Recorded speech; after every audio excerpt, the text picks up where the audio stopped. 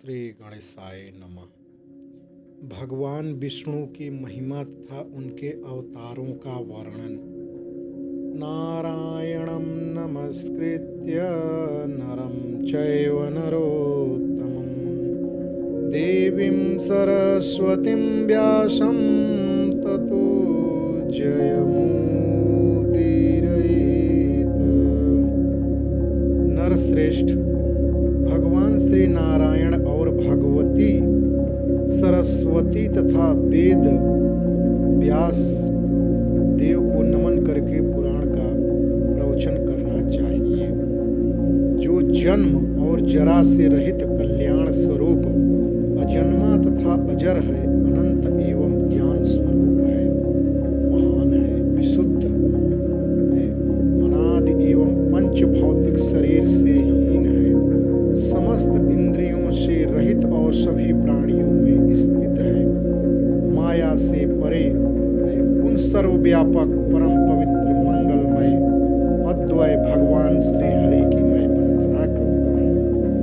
मैं मन, वाणी और कर्म से विष्णु, शिव, ब्रह्मा, गणेश तथा देवी सरस्वती को सर्वदा नमस्कार करता हूँ। एक बार सर्वशास्त्र पारंगत, पुराण विद्या कुशल, शांत चित्त महात्मा सूत जी तीर्थ यात्रा के प्रसंग में नैमिषारण्य आए और एक पवित्र आसन पर स्थित होकर भगवान विष्णु का ध्यान करने लगे। ऐसे उन क्रांतदर्शी तपस्वी का दर्शन करके नैमिषारण्यवासी शौनकादि मुनियों ने उनकी पूजा की और स्तुति करते हुए उनसे यह निवेदन किया कि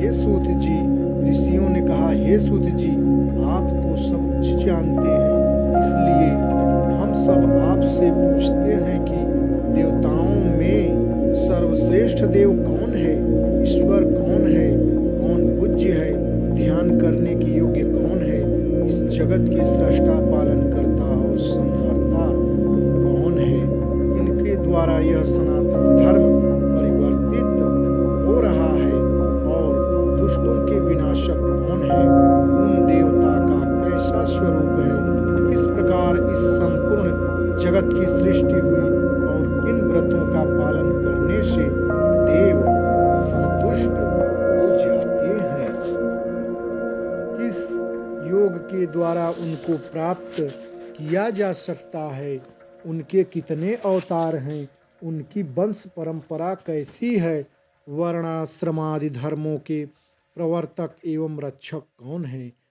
हे महामते श्री सूत जी, इन सब को और अन्य विषयों को हमें बताएं तथा भगवान नारायण की सभी उत्तम कथाओं का वर्णन करें। सूत जी बोले, हे ऋषियों, मैं उस गरुड़ महापुराण का वर्णन करता हूँ जो सारभूत है और भगवान विष्णु की कथाओं से परिपूर्ण है। प्राचीन काल में इस पुराण को श्री गरुड़ पुराण श्री गरुड़ जी कश्यप ऋषि को सुनाया था और मैंने इसे व्यास जी से सुना था।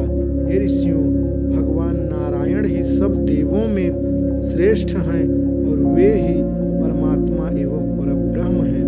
उन्हीं से इस जगत की उत्पत्ति, स्थिति और संहार की क्रियाएं होती है। वे जरा मरण से रहित, वे भगवान वासुदेव अजन्मा होते हुए भी जगत की रक्षा के लिए सनत कुमार आदि अनेक रूपों में अवतार ग्रहण करते हैं।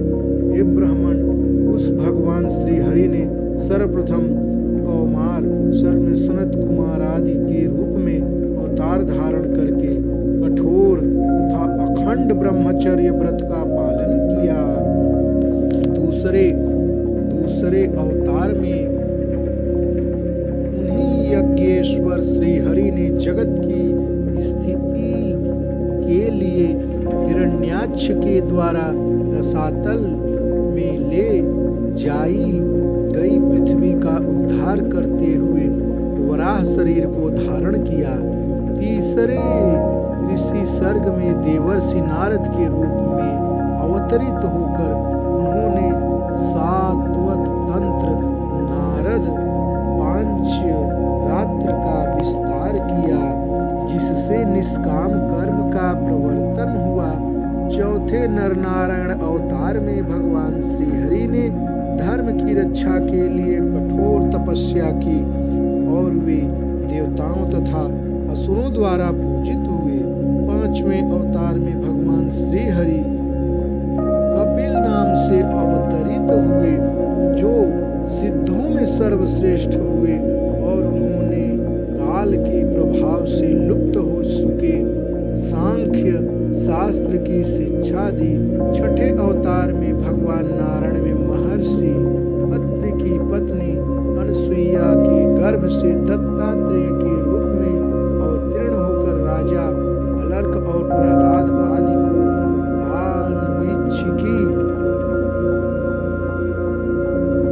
विद्या का ब्रह्म विद्या का उपदेश किया। सातवें अवतार में श्री नारायण ने इंद्रादि देवगणों के साथ यज्ञ का अनुष्ठान किया और इसी स्वयंभू मनवंतर में वे आकुति के गर्भ से रुचि प्रजापति के पुत्र रूप में यज्ञ देव नाम से अवतीर्ण हुए। आठवें अवतार में भगवान विष्णु नाभि एवं मेरु देवी के पुत्र में ऋषभ देव नाम से प्रादुर्भाव हुए। इस अवतार में उन्होंने नारियों के उस आदर्श मार्ग गृहस्थाश्रम का निरूपण या निर्देशन किया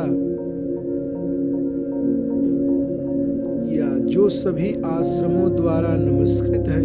ऋषियों की प्रार्थना से भगवान श्री हरि ने नवें अवतार में पार्थिव शरीर अर्थात पृथु का रूप धारण किया और गोरूपा पृथ्वी से दुग्ध रूप में अन्नादिक महाऔषधियों का दोहन किया, जिससे प्रजाओं के जीवन की रक्षा हुई।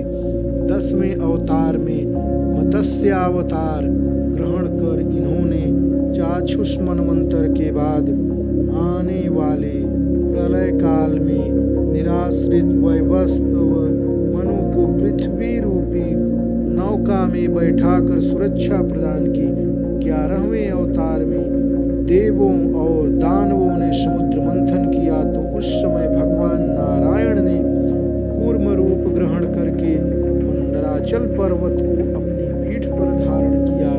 उन्होंने 12वें अवतार में धन्वंतरी तथा 13वें अवतार में मोहिनी का रूप धारण किया और इसी स्त्री रूप में उन्होंने अपने सौंदर्य से दैत्यों को मुग्ध करते हुए देवताओं को अमृतपान कराया। 14वें अवतार में भगवान विष्णु ने नरसिंह का रूप धारण कर अपने तेज नखाग्रों से पराक्रमी दैत्यराज हिरण्यकशिपु के हृदय को उसी प्रकार विदीर्ण किया जिस प्रकार चटाई बनाने वाला व्यक्ति तिनके को चीर डालता है। 15वें अवतार में वामन रूप धारण कर वे राजा बलि के यज्ञ में गए और देवों को तीनों लोक प्रदान करने की इच्छा से उनके 3 पग भूमि की याचना की। 16वें परशुराम नामक अवतार में ब्राह्मण द्रोही क्षत्रियों के अत्याचारों को देखकर उनको क्रोध आ गया। उसी भावावेश में उन्होंने 21 बार पृथ्वी को क्षत्रियों से रहित कर दिया। तदनंतर 17वें अवतार में वे पराशर द्वारा सत्यवती से व्यास नाम से अवतरित हुए और मनुष्यों की अल्पज्ञता को जानकर इन्होंने वेद रूपी वृक्ष को अनेक शाखाओं में विभक्त किए। श्री हरि ने देवताओं के कार्यों को करने की इच्छा से राजा के रूप में श्री राम नाम से 18वां अवतार लेकर समुद्र बंधन आदि अनेक पराक्रम पूर्ण कार्य किया। 19वें तथा 20वें अवतार में श्री हरि ने वृषणी वंश में कृष्ण एवं बलराम का रूप धारण करके पृथ्वी के भार का हरण किया। 21वें अवतार में भगवान कल युग की संधि के अंत में देव द्रोहियों को मोहित करने के लिए कीटक देश में उज्जैन पुत्र बुद्ध के नाम से अवतीर्ण होंगे।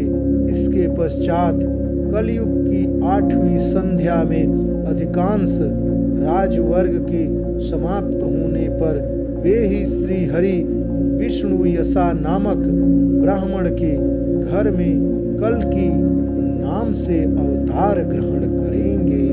हे द्विजों, मैं यहाँ पर भगवान नारायण के कुछ ही अवतारों की कथा का वर्णन किया है। सत्य तो यह है कि सत्व गुण के अधिष्ठान भगवान विष्णु के असंख्य अवतार हैं।